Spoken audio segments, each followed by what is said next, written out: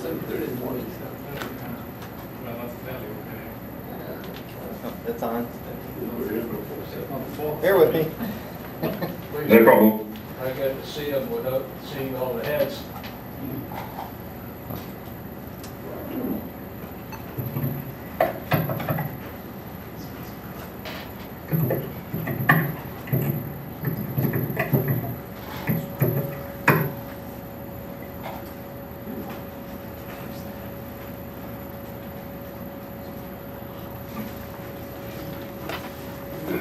I think this was fast. I'm here, Paul. I'm on the other side.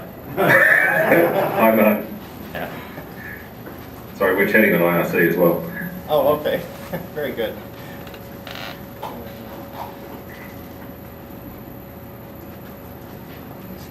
There's two ports, Warpstock. And you wave, but I'm not there. Video, so need to go over there. What did you do?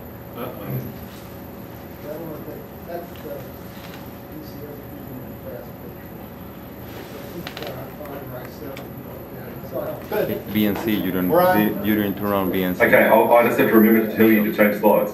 Neil, Yeah. you didn't turn on BNC. Well, Okay, we'll make a start. So, probably a month or so ago, I think Neil had been bugging me for a while, including me on some emails regarding Warpstock and hinting strongly that perhaps I could do something. So I had a few weeks off, a month or so back, and I started looking at time zones and things to see with daylight savings here, starting here and ending in the US, what time it would be and whether there was any possibility of participating. And so once we resolved that, yes, if I got up early, then it was possible for me to be here. We started talking about topics, and I guess porting software was the obvious topic. So in the time we've got, there's no attempt in these slides to teach someone how to compile a piece of software. It's in the amount of time we've got, and with the being how many thousand miles away it is, it's just not possible. But what I tried to do is put some background in on a little bit about me, because I guess some of you in the room, we've exchanged emails and things, but most of you probably haven't seen a photo or know anything about me, so a little bit about me. How I got started in porting software, things other people could do to start porting software, because a lot of people think they can't port software, and later in the slides I talk about Hilbert Pol from the Netherlands, who thought he couldn't build software and since has built about 200 Qt ports and a whole bunch of command line ports. So anyone who thinks they can't port software, frankly, is full of shit. So I've got a little bit about that, some stuff on bug reports, I guess a slide on what I consider some of the things I'm proudest to have worked on. I know Lewis had some differing points of view, but I guess it's my opinion. Some stuff as well about challenges. I probably should flip to the next slide, because I think I've got an agenda, haven't I, Neil? Yeah. Oh, wrong way. Oops. Agenda. Good. Yes, I'm just going to work out how to do that here.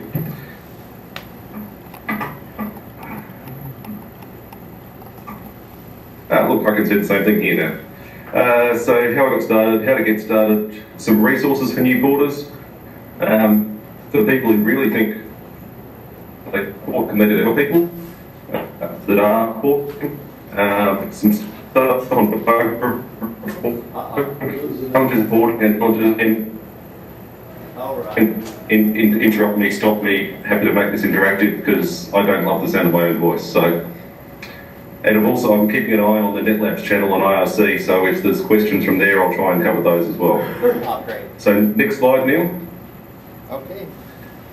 Background? So background, hopefully? Yes, background. Okay, so I was born in the UK. We came to Australia when I was 2 in 1977. Lived in Adelaide. Married to Julie. We've got 2 golden retrievers. They're our kids. By qualification, I'm a chemical engineer. Oh, nearly lost you. So I'm a chemical engineer by qualification. I've got no formal qualifications in programming, and in actual fact, I don't really consider myself a programmer. I consider myself a hacker. In terms of a job, I'm the quality manager at Holden Vehicle Operations, which is the Australian division of General Motors, which will exist until 2017 when they close the plant. So we build the Chevrolet SS and also the Chevrolet Caprice police patrol vehicle, which are exported to the US, and previously built the Pontiac G8 and the Pontiac GTO, which is a two-door coupe. As I said, no formal qualifications in programming. Back in high school, we had a bunch of BBC micros that I think we used BASIC on them. I really can't remember now, it's too long ago and too many beers and red wine since then. And we did a little bit of Pascal in second last year.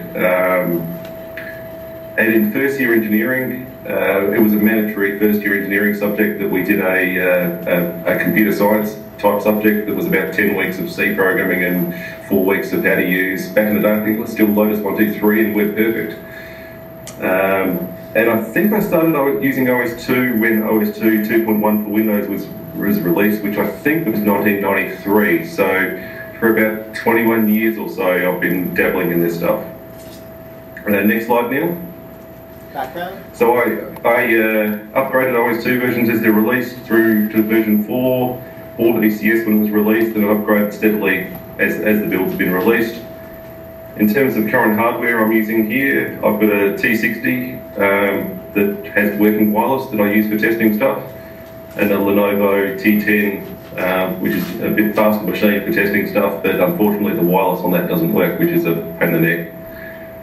And the machine I use most of the time is a Dell Ultrabook, which runs Ubuntu, and my development environment is virtualized and has been since about 2001, I think. I bought a new machine in about March 2011 and carefully bought all the hardware hoping that it would work, and we had issues getting Panorama working in 1920 by 1080, issues with I think the IDE controller, the SATA controller, getting it working. And I then found when I installed Ubuntu and virtualized ECS that my compile times actually improved under the virtualized system better than what they were under the native. And then I thought, shit, this isn't bad. If OS2 crashes, I can reboot without stopping everything I'm doing. And I guess the rest is history. So anything on my website released since about April 2011 has been compiled under Linux. Next slide, Neil. How I got started in porting. Yes. So I forget when, but back when I first got cable internet, Telstra, the monopoly telecommunications provider in Australia, they were the only ones with a high-speed cable network in my area, and Telstra couldn't follow industry standards in terms of cable internet, so they had a login client, which of course, whilst it was available for some routers, it wasn't available for OS2. So with some help with some people at IRC at the time, I compiled that. I forget when that was, 93, 94 maybe, I guess. In 2005, people may recall there was a Japanese guy, I forget his name now, got sane working with one particular model, Epson scanner, using a closed source driver. And I wanted a scanner at the time. I wanted to scan some slides and some negatives. So I bought this specific model scanner knowing that it's going to work, except when I got it, it did work for some things, but really not very well. Around the same time, Bart van Louveren, I probably haven't got that pronunciation right, he was working on porting Gphoto, and Marcus Monkowski was working on the USB Res Manager and USB calls libraries. So being I guess super confident and I can do this. I've done a bit of C in uni. I figured, well, if they can get Gphoto working, why can't I get Sane working? So, and other people had Sane building for SCSI scanners. So all I had to do was write a USB library. How hard can it be? So after a bunch of weeks of hacking and some really, really dumb questions, and I guess the point to remember that I don't know what I'm doing when it comes to programming. I mean, 10 weeks in uni does not a programmer make. I eventually got a build working, and it worked for me. Added the build, made it available to some people, and some other Epson scanners worked as well. It's like, excellent. And the next slide, Neil. How I got started, okay. Oh, I've just lost my cursor, that's all right. And so Epson scanners were working using a particular Epson library, and from there I got reports from other people of certain model scanners with different backends, because the way SANE works is it's got different libraries for all sorts of different scanners that, yes, they use some common code, but what I wrote to get working with Epson scanners didn't necessarily work with Canon scanners or HP scanners or whatever. So people decided they wanted to start sending me some money, which I thought, hey, this is excellent. I ended up by scanners arriving in the mail almost on a daily basis, which drove my wife crazy with the clutter that was building up in the study. But with having hardware locally, it made it a hell of a lot easier to debug, because sending, particularly with time zones, there's not that many Australian OS2 users, and time zones from here make it hard to have a live conversation with someone. Even on IRC, the overlap between my waking hours and mainly European users in NetLabs is like an hour in the morning and an hour at night, because I'm at work when they're asleep. They're at work when I'm asleep. It just doesn't work. And I guess the success in getting SANE working, although with the benefit of hindsight, at the time, instead of working on libUSB, which is a cross-platform library for interfacing with USB hardware, at the time I wrote I thought that was too hard, so I wrote a specific interface in SANE that talks directly to USB calls, as opposed to writing something more cross-platform that would have helped other projects down the track. But about 8 or 9 years later, I finally got around to working on libUSB, and some other people worked on libUSB 0.1 earlier, but I ported libUSB 1, I think, early last year, I think, from memory. Next slide, Neil.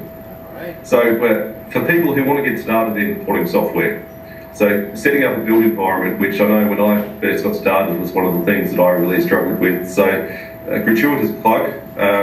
On my website, I've got a link that there's a downloadable version and also a version on the disk. And this presentation, I think Neil will get it on the Warpstock website, and I'll throw a link on my website as well. So any links, I wouldn't worry too much. I see the gentleman in the front, looks like he's trying to scribble down a URL. So my build environment, a bunch of it is hackish, but it works for me. So. And I guess the other way of getting an environment set up that is relatively easy is RPM Yum. I don't have a lot of experience with it myself. I keep meaning to find some time to play with it. I just had 3 weeks vacation and didn't, so I will get around to it one day and try and integrate the stuff I have here with the stuff that's available. I guess one of the things I personally don't like about RPM Yum is if I build stuff with that, I end up with executables that end up with a whole bunch of dependencies on DLLs. If someone has RPM Yum installed, fantastic. If someone doesn't, then they've either got to try and manually put together all those DLLs themselves or install RPM Yum. So I guess I don't like to restrict people or tie in a subset. We're a splintered community as it is, without trying to force everyone to install an environment just to get a small command line executable working, for example. Just my opinion. I guess the thing with porting software, as I said earlier, I asked a bunch of really dumb questions. In fact, asked Steve, and I still ask dumb questions. I'm not a programmer. Have I said that already? I'm always lurking in NetLabs on IRC. So I run Quasel on my server, so I may not always be watching what's happening there, but I always read scrollback either in the morning before I go to work or in the evening when I get home, or every now and then if I'm sat in a really dull meeting at work, I'll log on to Quasel from my phone and see what's going on IRC. So I didn't try and convert time zones, because even in the US there's how many time zones, but generally on most evenings between 6:30 and 7:30 Adelaide time, I'm online. On weekends and things I may be around more often, but it's pretty safe particularly most weeknights that I'm online for those times. And I guess the other thing that amuses me is people decide they want to compile something, and they'll decide they want to compile something like GIMP. They really want to bite off more than they can chew. They'll pick, the most difficult project in the world to compile that people have been building stuff for years and years, haven't tried, and yeah, I've never bought software before, but I'm going to give it a shot. And then when they fail, they're surprised and get disheartened. A lot of Qt applications are really, really easy to build. If you've got a build environment set up, you unzip the source, you run qmake, you run make, and 10 minutes to an hour later, you've got an executable. Things like Quasel, the IRC client that I use, that builds out of the box, has done basically since day one. Really easy to build. And a lot of command line stuff, you run configure from a command line, and you've got an executable. But you know, your stuff that's anything with a GUI that doesn't use Qt, you're either going to have to write your own PM code, which is way out of my league, or you know, come up with some interface yourself. So Qt stuff and command line is where I recommend people start. Next slide, Neil. How to get started, Porter? Yeah. So as I alluded to earlier, you know, a lot of people believe they can't program, therefore can't or won't do anything to compile things. And I gave the example earlier, Albert. He's not a programmer. He decided to see if he could try and Warpstock because he wanted to do something to help the platform. He's ported over 200 Qt applications and about 40 odd command line applications. His estimates, I asked him on IRC a couple of weeks ago when I was putting this together. And I mean, he's gone and found source for stuff that I would never even known existed. Where the hell he's found the source for these Qt apps is beyond me. But you know, and if you look at the NetLabs Qt4 apps page, he's updating stuff on a regular basis. It really is amazing, and it's really good to see because you know, there's been a couple of threads on OS2 World in the past where I've tried to make this same point on that people think they can't program and therefore they can't do anything. And if you've got some time, I guess time is one of the biggest factors, and a little bit of nous around if something doesn't work, I'm going to either ask questions or Google for answers, or try and help myself versus just giving up at the first sign of failure. So I really think anyone can build software, but maybe that's just the engineer in me. And I think I guess one thing that does help me is I did do 4 years of engineering, and part of engineering is problem solving, and when things don't build, it's problem solving. So it's it doesn't work. Why doesn't it work? The 5 whys. Keep asking whys till you get to the answer. Next slide, please, Neil. Resources for new porters. Yes. So resources, as I mentioned before, the NetLabs IRC channel. So I'm on there a lot. There's a bunch of other really clever guys that hang out on that channel that can answer questions. Lewis, who would like to be in the room but isn't, and hopefully he's listening. He did say when we Skyped yesterday he was going to try and tune into the webcast. He has a mailing list, GNU ports, and the links on the screen. Again, the intent of that mailing list is that people can post questions, and there's an archive available online, and hopefully people can search that, and if the same questions come up, that resource continues to be available. Doesn't get a whole lot of traffic right now. How well known the mailing list is, I'm not sure, but hopefully with listing it here, we'll get a bit more use. KO, and I'm not going to try and pronounce his name, Korean isn't my forte. He has a blog which I only discovered probably a week or two ago. And that weird, the LVZUUFX, I've got no idea what that represents, but KO does use that nickname or handle on IRC as well, and occasionally he is online on NetLabs as well, and obviously he's ported a whole bunch of stuff like VLC and MPlayer and things, which is, and he's got a lot of information on there. Some of it I'd come up with alternate solutions to, and I guess part of the point of trying to get this stuff public is, and in mailers and things, is if 5 different people are coming up with workarounds to the same problem, it's a whole bunch of wasted effort. If we can get some information in a common location and save a bunch of people some time, it's like I say, 5 developers coming up with a solution to the same problem is a complete waste of their time if we can do it once.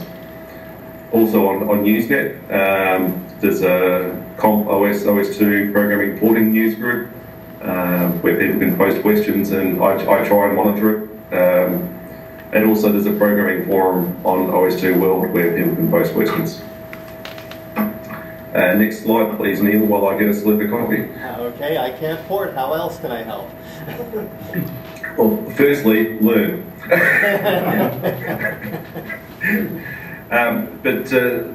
One of the big things is, and I know that I'm not unique, people who do stuff for OS2 generally don't get a lot of feedback. If something doesn't work, you might get a, this doesn't work, but if something works, you basically don't even know whether something works or not. I mean, I released a bunch of new ports a couple of weeks ago whilst I was on leave before I got to a new puppy. So I had 3 weeks off. The first week was a week of vacation. The last 2 weeks were looking after a 8-week-old puppy. So the amount of work done got slowed down in those later 2 weeks. But I released a bunch of new ports. I can probably count on one hand the amount of correspondence I've had since then on the stuff did work, didn't work, was good, wasn't good, whatever. Good, bad, or indifferent. Provide some feedback. Yeah, so without feedback, I guess it's pretty disheartening when you, at times, it's something you've slaved hours and hours over, you release it to a website, and yes, it may get a bunch of downloads, maybe you know how many times it was downloaded, and in fact, that sometimes makes it worse because 100 people downloaded this and I've got nothing on it. What gives? And the impression you get that if you're not getting any kind of feedback on the software, well, maybe no one uses it, there's no point spending time updating that, I won't bother updating it, give up, and it never gets updated again. And if people were actually using it, maybe that's a bad thing. So next slide, Neil. I can't afford. How else can I help? So, provide financial support for people or organisations who continue to support OS2. And this was off the top of my head. If I've left someone off here, I apologise. Making the not intended to be a conclusive or extensive list. So, Bitwise, who are doing a bunch of really good things over in Europe. They're porting Firefox. They provided the Qt port. They're planning to work on Qt5. Sylvan and Dimitri are doing a lot of good stuff there. KO, I'm not going to try and pronounce the rest of his name. He also has a donation page. I have one myself. Yuri Dario. Yuri is the guy behind OpenOffice, and even things like MySQL, which I now maintain. I originally got patches from Yuri that I've basically shoplifted and used to maintain the newer ports. The original port of CMake, Yuri did. I got his ports. Yes, I've enhanced it and worked on it since, but Yuri's done a lot of stuff behind the scenes. Ecolabs, and I couldn't find the link and I ran out of time and forgot about it. Qt for OS2, there is the Mentis link, but that's probably duplication because I think effectively these days Bitwise are doing most of the work on Qt anyway, or in fact always did. Next slide, Neil. All right, reporting issues. So yeah, just going back on the feedback side of things, if you're reporting a problem with a piece of software, try to ensure the problem is useful. I mean, I've had reports where the program crashes. Full stop, end of sentence. No registers, how to reproduce. You end up, those types of emails. I'm at the point now where frankly I just ignore them. If someone can't give the information to at least try and fix the problem, well, there's only so many hours in the day. You just can't help some people. So the other thing that drives me insane, and probably other people as well, is have people looked at the included documentation. Things like the newer version of GoScript that require some changes to GSView to allow it to work. In the README, it tells you exactly what you need to do. But the number of questions I got on GoScript doesn't work with GSView. Have you read the documentation? No. Can you please? And then come back to me. Complaining about something that has already been documented is not useful, and I guess I'll be the first to admit that patience is a virtue that I don't always have, so asking dumb questions does tend to bug me. Report problems by the appropriate forum. So if the developer in the documentation that they've listed with the software has asked for problems to be reported a certain way, either via a bug tracker or a specific email address for feedback, try and use it, because that way you know that the feedback is going to get to the right person. I've come across bug reports in random news groups or random forums, and yes, I've stumbled across them and seen them and been able to help. But if you want to contact me, as an example, there's a contact form on my website, there's an email address in the README with every report that I upload publicly, there's a bug tracker link in there as well. Please try and use it. The next slide, Neil. Okay. So Lewis suggested just a little bit on what information is useful if someone's putting in a bug report. So simple things like clearly describing the version of the software being used. If someone says they've got a problem with PHP, I maintain 4 current build levels of PHP, 5.3, 3 or 5.6. And within that, most of them have had multiple releases of different point releases or different attempts to fix problems. Over the last how many years I've been maintaining PHP. So, as I say, unless there's a specific version mentioned, it's very hard to even reference the source or anything. Simple things like detailing what happens and also how to reproduce the problem. Because if I can't reproduce the problem, I probably can't fix it. Sometimes you get lucky and there's enough of a log file or a 6xb registers that are useful, and enough information to try and find where in the source the problem exists, and sometimes you can get lucky.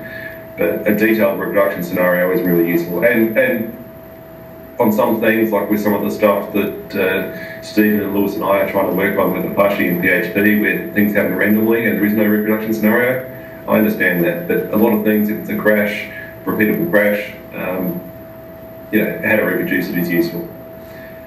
Sticking to the facts and leaving emotion out of the report, and I think Lewis definitely knows who I'm referring to there. I won't mention names here, but there's a few people who tend to use very emotional language on mailing lists and things that tend to cloud issues, and yes, they've got some valid points, but there's better ways to deal with it than using all kinds of emotive language, and that's probably what I've said there. I've also got a URL here, which is the whole bug reporting issue is not something that's unique to OS2. That website in particular has a bunch of similar kind of comments to what I've put here on how to provide a good bug report.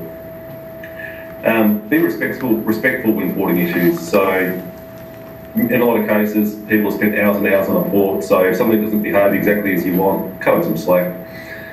Most of the time, people are doing this stuff effectively for free. Even if you look at, yes, I get a little bit of financial support through PayPal and Mensis, but if I was doing this for an hourly rate, I'd quit. It's not worth it. It's effectively a labour of love. They're also doing this as a hobby. You don't have a right to support. And again, even I got an email a couple of days ago on a guy asking for a filter for cups, and I pointed out that this filter, well, there's nothing for me to compile here. It's a shell script.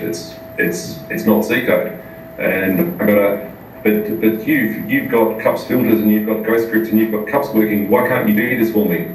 Well, because I don't do shell scripts. That's why. It's like asking me to read a book in German. I've got no idea.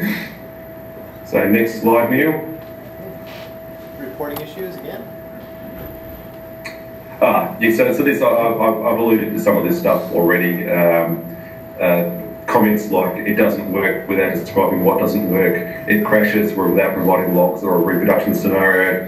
The other classic one I've read, which is a real example, again with some words removed to protect the guilty. Why do you work on a particular port? That's a waste of time. You should work on some other random port that really interests me. In this particular case, we were comparing a server daemon, which was the YYY example, versus an IRC client, which was the XXX. And when I pointed out that an IRC client is something that every end user potentially might use versus a server daemon, which is something that only a very small subset of people might want to use. And bang for the buck wise, I'm going to work on something that benefits more people. And also Quasel I use on my Android phone. I've run it under Windows very, very rarely, but I've run it on my wife's Mac when she's been hogging my computer. I run it on OS2, I run it on Linux, I run it everywhere, and it's something I like, and it's my time, so I'll do what I want. So if you do the things mentioned above, you will annoy the developer, and they are real examples. Yes, there's details removed because I'm not going to single out people, but they are real examples. Next slide, Neil. Okay, proudest. So things that I'm personally proudest of. Sane, basically because it was the first real port that I did. As I say, I compiled a couple of things before that didn't require source changes, but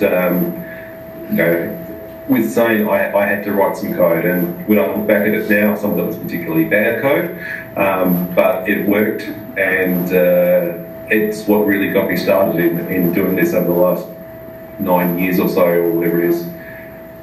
Cups. I think it would horrify me if I looked at how much time I spent getting the initial build of cups working. There were a bunch of libc bugs at the time as well that stopped some things working, and if Nerd hadn't fixed those, we probably would never have had the build of cups we've got now. And really a lot of the credit on cups, Adrian Geschwind and Bart van Luberen at the time on NetLabs. I really didn't understand what cups was and how this common Unix printing system could help OS2.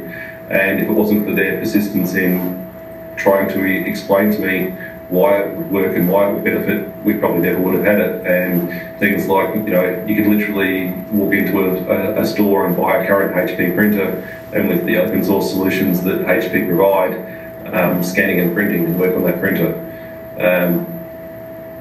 2 or 3 years ago, I think it was, that I got HP Lib working. I put a bounty out there to go and buy a current model HP PhotoSmart printer, and within a couple of weeks got the scanning and printing working on there. It was just something that without having the hardware locally I couldn't do, but having the hardware locally really did help. GCC, the GNU C compiler. Nerd obviously provides a port of GCC 3.3.5 as part of libc, but that version of the compiler was released probably close to 10 years ago, and for modern projects it basically can't be used anymore. So we're going, I forget when, probably 4 or 5 years ago, again one of those famous, I can get this to work, how hard can it be?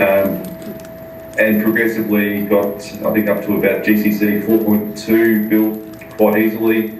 4.3 changed a bunch of stuff with DLL export for building DLLs on Windows, and the OS2 support in GCC was based on the Windows support, so eventually I got that working.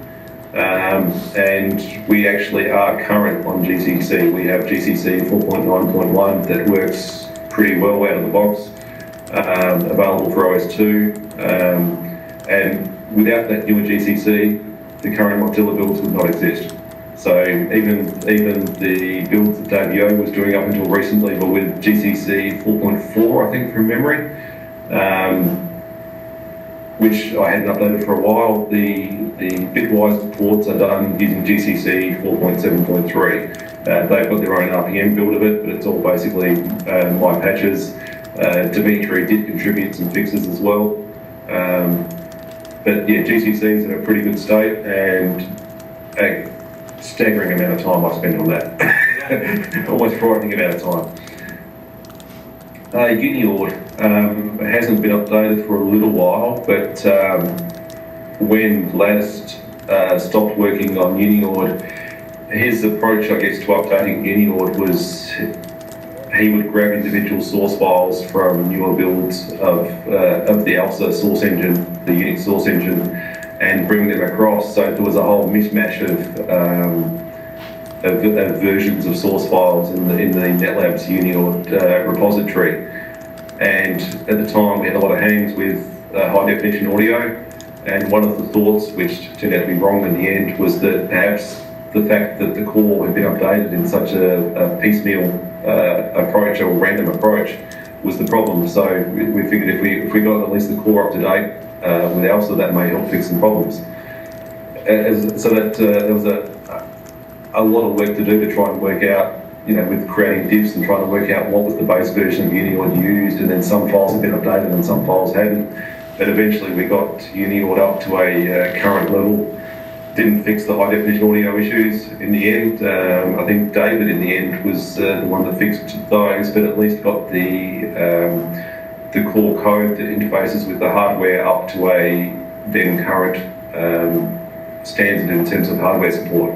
Because as new hardware came out without the core being updated, then that hardware wasn't supported. So yeah, that was a lot of work, and unfortunately, the Watcom compiler, the open Watcom compiler, is used to build Uniord. The ALSA code is built with GCC on Linux. They're starting to use a lot of either GCC extensions to the C language or more modern aspects of the C language that Open Watcom doesn't support. And the other problem with ALSA is they've now taken it from a standalone module to it's now integrated with the Linux kernel. So trying to pull out the source you need to be able to build it on another platform is more and more difficult. So I think we're on about ALSA 1.0.24, which is 2 or 3 versions behind now. But the current versions are more and more difficult to build. I've had a quick look, but haven't had an opportunity to spend a whole bunch of time on it.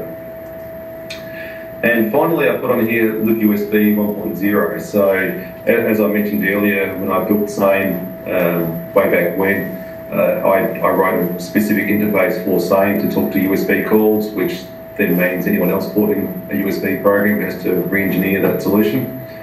And along the way, I forget, Rich Walsh, I think, ported libUSB 0.1. Worked for some things, not for others. But more and more software now is using libUSB 1.0 rather than 0.1. And I guess maybe it was probably more a pride thing, but having done a poor job of writing not poor, but a not very clever way of writing USB code back on SANE in 2005, I figured it was a good chance to do it better this time. And that libUSB 1 port is used on my side for SANE and also for cups and potentially for other projects as well. There is things like there's a USB fingerprint scanner software out somewhere that in theory could be built using that library. I haven't done it myself, but there's other projects out there that could use that port. So next slide, Neil, please. Okay, current challenges in porting. So the klibc runtime. Unfortunately, there's a little bit of encouraging news on this aspect over the last few days, but the last release of libc was about 2 years ago.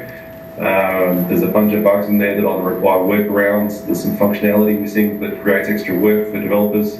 Things like some functions there, get address info, poll, select on file handles not working, but require extra work on behalf of the porters. Encouragingly, and Newt St. Osmondson, who's done most of the work on klibc, basically hadn't touched it for a couple of years, but if you look at the NetLab's website over the last 2 or 3 days, there's a bunch of check-ins there and a bunch of tickets closed. So cross your fingers, we may get a new release there soon, which may help the reliability of some of the software that uses libc out there at the moment. And the other challenges are the spare time. Certainly on my part, I'm in a reasonably senior position where I work. I work reasonably long hours during the week, and there's nights you get home when the last thing you want to do is touch a compiler, and you end up spending an hour, browsing websites and things and chatting on IRC and not doing anything productive at all. But sometimes you just need that time to recover. So unless I win the lottery and given I don't buy too many tickets, I don't see that changing anytime soon from my perspective. Next slide, Neil. Right, future challenges in porting? Yeah, so Qt5. So Qt5 was released in 2012, so coming up to 2 years ago. Our current Qt build is version 4.7.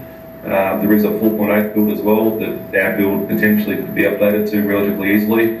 Other platforms are now up to 5.3.2 at the time I put this slide together. So Bitwise do have a plan to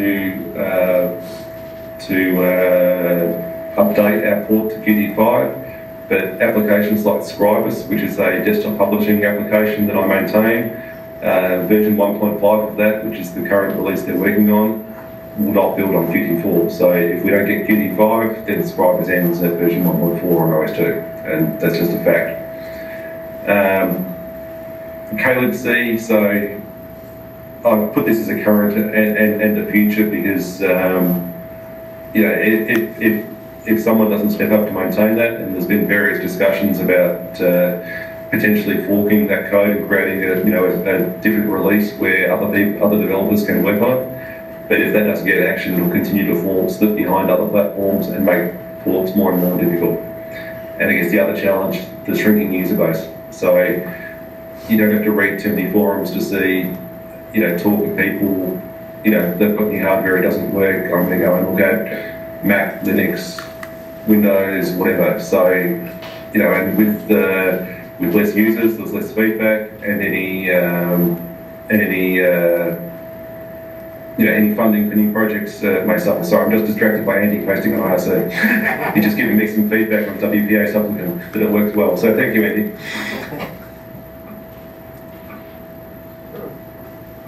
Next slide, please, Neil. Okay, Q&A. Oh, Q&A, enough with me. All right. Well, I'm going to leap in and just give you another piece of feedback that I just had a terrific time with cups, that I got an HP printer working that I just thought was hopeless, and well, thank you. No problem. Now, I was wondering, after trying something simple like Hello World, what's a good direction to go as far as just some basic tutorial in porting? Just some simple things to do before I try to do a driver. Sorry, I'm struggling to hear this. He's asking what's a good thing to start with for porting. In my build environment, I include a copy of the wget source. Something like wget, you can literally unzip the code, run configure, run make, and you get an executable. It builds out of the box, and at least gives some, I guess, experience of what types of things come up on the screen, how long does something take. But the wget builder I include, which I think was 1.1.2, builds out of the box. The latest version did need a couple of little tweaks to the source code. Would a T60 be adequate for that kind of work? It should be. I haven't built it. You mean just grabbing a copy of GCC off my site as opposed to installing a build environment? He's asking if a T60, ThinkPad T60 is a... Oh, sorry, I heard GCC, not T60. So, absolutely. I mean, the T60 is not the fastest machine in the world, but I mean, a slower processor is just going to take more time to build. I often, this laptop here has some kind of i7 processor in. I often am building 3 or 4 things at once, but the beauty of OS2 is that it multitasks reasonably well. So yes, it will chew up some CPU time, but a T60 will do fine. Thank you. Just show him my gratitude for all the ports because he has been doing a great report. Yeah. Yes. All right, Martin's saying he's thanking you for all of Everybody here. Everybody.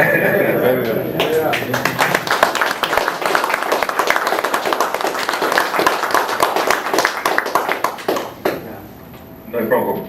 Yeah. It keeps me sane. Thanks for getting Pun intended. Yeah. Unlike say. Yeah, thanks for getting up so early.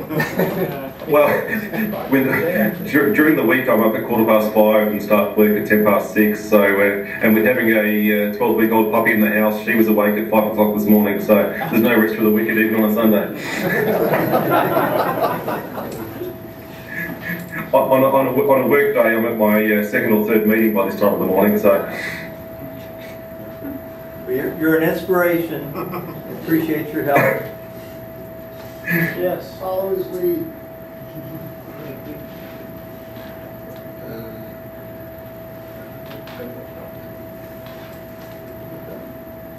We're done? Why? We done? No, I think Steve has a question? No? No. Oh, okay, I guess we're done. Yeah, No worries, guys. Well, it's nice to talk to you and nice to see you all. Yeah. I see it. Likewise. Thank you. See you. Yeah, thanks. No problem. See you guys. Bye.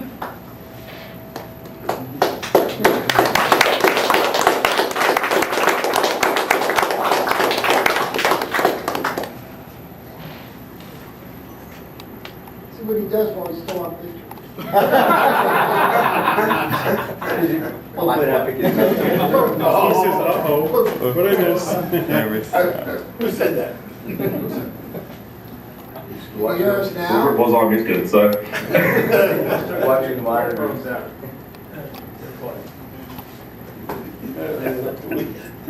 How many people are on today? Do you want to hang out? There's more users than usual on IRC. Yeah. Yeah. And some of the Europeans did stay up for a little bit longer. Jan in particular was debating going to bed a couple of hours ago and was trying to stay awake for this, so. Which I guess is flattering. All right. Okay, just got a message from Andy. Right here.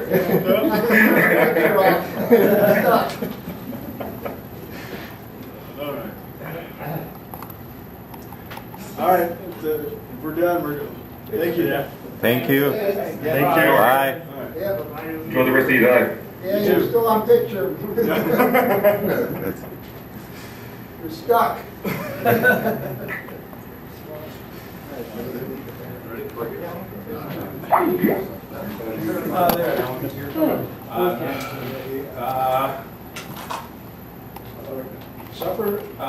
Supper this evening is the usual in the hotel down here, same as breakfast was and lunch today. Tomorrow morning, 8 o'clock, right, Bill? Same time, same place? Yeah. We will wrap things up, and we have, We have the room all day, so. I believe, 3 boxes of things that will be drawn for tomorrow, Hey. and we'll take care of that in the morning. We have the room booked for the entire day. If you, checkout time for the hotel is 11 a.m. And if you check out and need a place to store your bags, bring them into this room. So we'll see you in the morning.